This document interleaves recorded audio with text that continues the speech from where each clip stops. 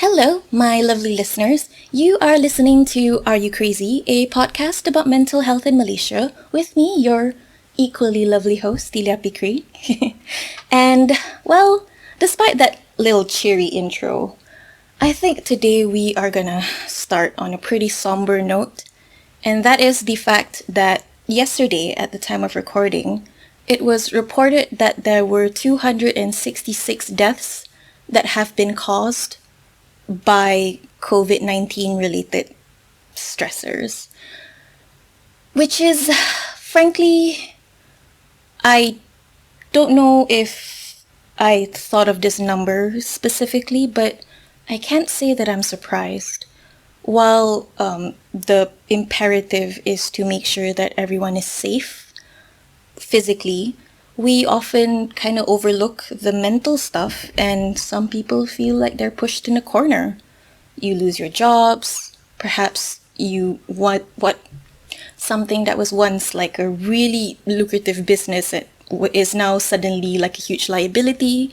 Maybe you're just stressed about being indoors all the time because some people just live alone. And it's a horrible situation. And I think this sort of thing really, I don't know if the word is validate, but really is the reason why I started this sort of podcast during a pandemic, because I think we need it.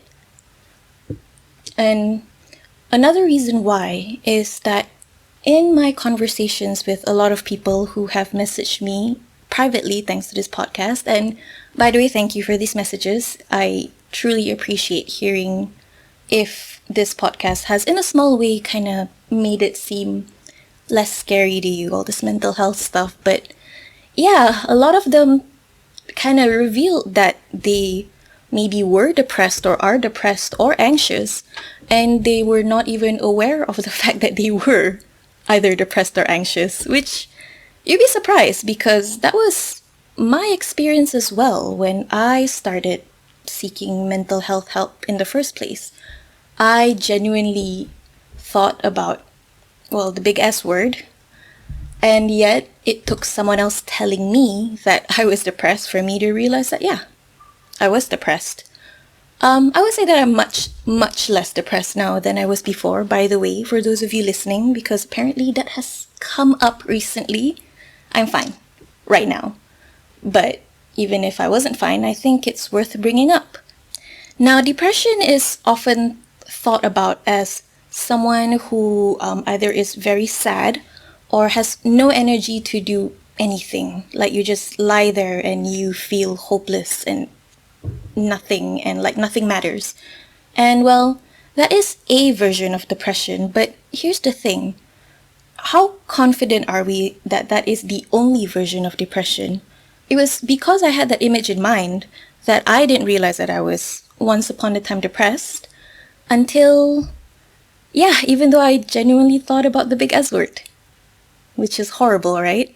So maybe today I would talk about depression in terms of specific symptoms that is used by psychologists, psychiatrists, or therapists even to diagnose whether someone has depression or not. And later on, we could kind of go into, I think, one of the biggest ways that Malaysians might experience depression. I don't think that this way of experiencing depression is specific to Malaysians, but I mean, I'm Malaysian myself. I know how we all think, and let's just say that I can see a lot of Malaysians suffering this version of depression more than others, which doesn't really manifest as just lying there and not being able to move. And by the way, I don't want to diminish the validity of someone who does go through that sort of depression. I think if you're going through that, I truly apologize, and it's a horrible thing to go through. I hope one way or another you find peace. And if you're listening to this, maybe try to see if you can find help. But that is not the only way to be depressed, which I think is what is worth pointing out right now. So, let's begin. So, when we talk about depression, it's actually useful to, instead of thinking about it as, a stereotype of what someone who is depressed might look like, I think it would be useful to look at it in terms of specific symptoms that have been identified by the DSM-5. The DSM-5, I guess, is a sort of standard that is used by most clinicians-ish, I guess, looking to diagnose someone with major depressive disorder. Major depressive disorder is different from just a general feeling of depressedness, by the way, which is worth pointing out. So, if you're listening to this and you're curious, maybe look back on your past experiences, especially the past 2 weeks is what it is. Try to see if out of the 8 symptoms that I'm going to list out, if you have 5 symptoms that occur at the same time together, then you are likely going through some form of depression. Now, there are degrees of depression. There's major depression and there's mild depression. So, it's not major. It's severe depression. Severe and mild depression. But I think the general consensus is that out of the 8, you need 5 to be considered someone with depression. So the first symptom, according to psychiatry.org, is feeling sad or having a depressed mood, which, of course. Number 2 is loss of interest or pleasure in activities that you once enjoyed. Number 3 is changes in appetite. Either you're suddenly eating way more or eating way less, and subsequently weight loss or gain that is unrelated to you changing your diet or trying to diet at the very least. Next is trouble sleeping. Either you're insomniac and you suddenly can't sleep for the past 2 weeks, or you're sleeping way too much. Then there's loss of energy or increased fatigue. Next is increase in purposeless physical activity. So, for example, you can't sit still. You've started pacing more. You've started wringing your hands more. You started fidgeting more, which is not a typical symptom, is it? Or the next one is you have slowed movements or speech, and these have to be severe enough that other people have noticed it in you, not just that you've noticed it in yourself, because sometimes you psycho yourself into thinking you have something when you don't. So, yeah. Next one is feeling worthless or guilty. We all feel guilty, but have you been continuously guilty for 2 weeks, or have you been continuously worthless for 2 weeks most of the time? Next is difficulty thinking, concentrating, or making decisions. This is another toll of depression, actually. It makes it sometimes really hard for you to actually use your brain because your brain is too busy being depressed. So perhaps over the past 2 weeks you realize that calculations for paying bills or something like that that you could have done in your head easily suddenly seem much, much, much harder. Is it possible that you're depressed? The next one is, of course, thoughts of death or suicide. Now I'm going to read that again in numbers. Feeling sad or depressed, loss of interest or pleasure in activities once enjoyed, changes in appetite, trouble sleeping or sleeping too much, loss of energy or increased fatigue, increase or decrease in purposeless activity, feeling worthless or guilty, difficulty thinking, concentrating or making decisions, and thoughts of death or suicide. I have just realized that I think I said 8, but these are 9 symptoms. So apparently I can't do math. I think this is 1 symptom though, I think I'm fine. But yeah, out of these 9 symptoms that I just listed out, do you have 5? And apparently, according to the DSM, sometimes you may feel listless and feeling like you're not able to do anything, but apparently it says that in children, sometimes depression manifests as being more irritated by people. And I don't know why the DSM specifically points out children, because I feel like adults who are suddenly easily irritated also could be potential signs of depression. Because I know a few adults that were like that were suddenly irritated for a while, and maybe they were going through depression. To a certain extent, when I was going through my own episode of depression, I think I was irritated. So there's also that. Anger is the sort of opposite of passiveness. So why do people get angry? Well, according to luminouscounseling.org, the explanation is that when you're depressed, you have a lot of negative feelings and thoughts towards yourself. These thoughts only exacerbate existing shame that you already carry, and in turn, this fosters anger towards yourself. So, a quote that I often read and I often quote back is that depression is actually just anger turned inwards. So, instead of being angry externally, you're angry internally, but it doesn't always stay internal. Sometimes you have to lash out. It's so stressful to just be angry at yourself all the time. Sometimes you just want to be angry at others. So, that is one way that depression could look like extreme anger. And here's something interesting. It could be physical symptoms. Yes, that is right.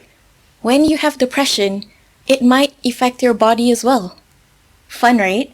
Which is why, again, I think people need to take depression a lot more seriously than they do. Some of the physical symptoms include, well, fatigue. We already talked about that. Oh, this is by Healthline, by the way. I'm just reading another article. The next one is decreased pain tolerance, aka apparently everything hurts more. The next one is back pain or aching muscles all over. So if you suddenly feel a lot of back pain and it's really strong for no reason, maybe there's a reason. And maybe that reason should bring you to a doctor for your brain instead of your back.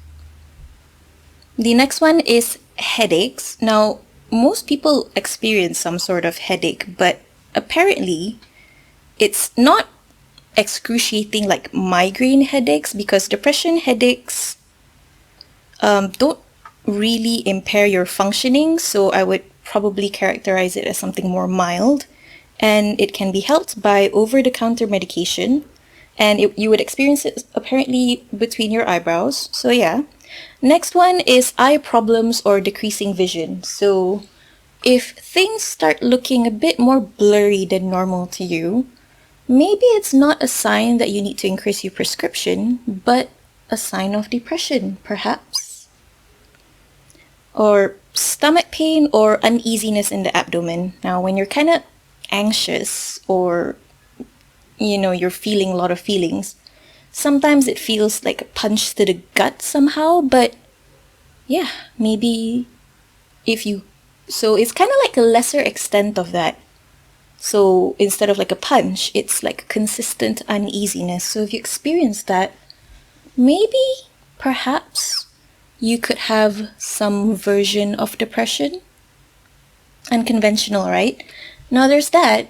And then there's also the main brunt of the topic that I wanted to talk about today, and the sort of depression that I think Malaysians would experience the most, and it is called high-functioning depression, which again goes against the typical stereotype of someone who's just lying there not able to move because they're depressed.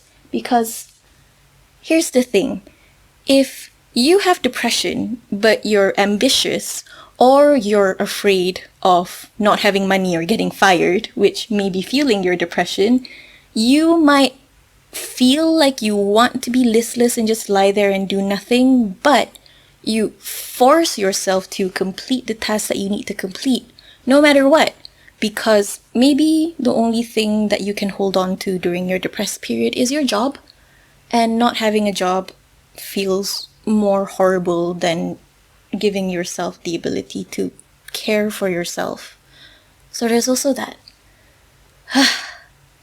You want to know why I think a lot of Malaysians experience high-functioning depression? Because we're Asian. Because it's just how we grew up. That's just what everyone...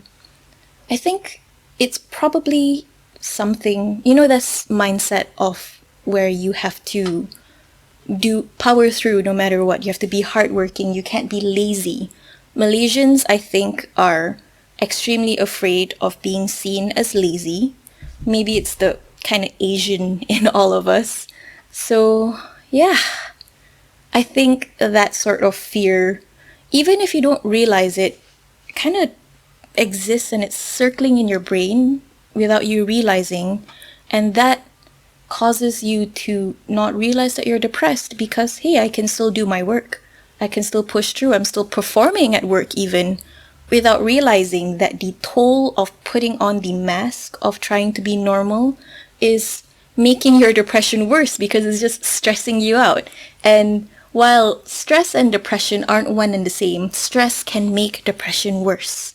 And by pushing through, you don't realize that you're actually stressing yourself out and making the depression worse, which makes you then have to force yourself harder to work, which makes your depression worse over and over and over again until you suddenly think about ending everything, or suddenly you're just not able to push anymore.